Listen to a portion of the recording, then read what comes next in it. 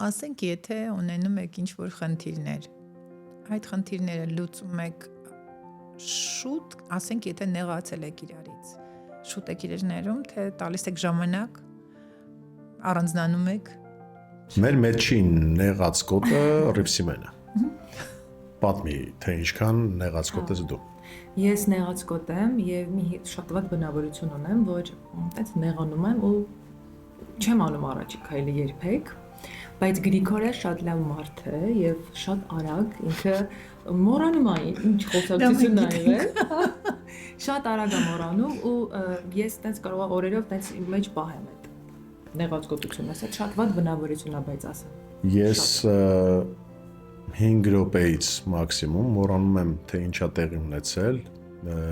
ու կարծում եմ, որ եթե ինչ-որ մի հատ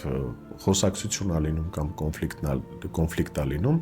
այդ կոնֆլիկտի հարթման լավագույն տարբերակը հիշաչարությունը դնել մի կողմի վրա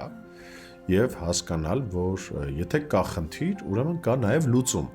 Այսինքն գնալ ոչ թե խնդիրները բարձրաձայնելու ու անընդհատ թմկահարելու մեջ,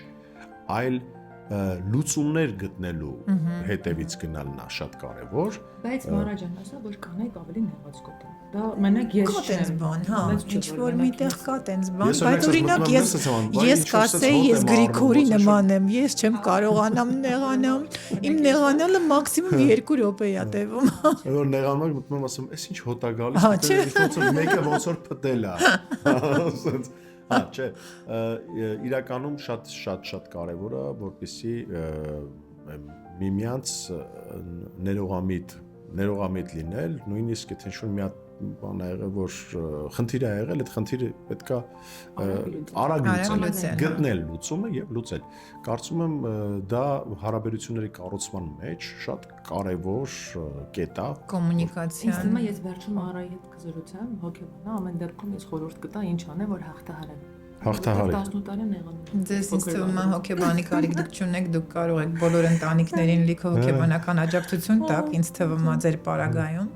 որտեղ ես ձեզ բավական երկար ճանաչում եմ ու միշտ տեսնում եմ ձեզ պայծառ սիրուն ու իրար սիրելով այդպես։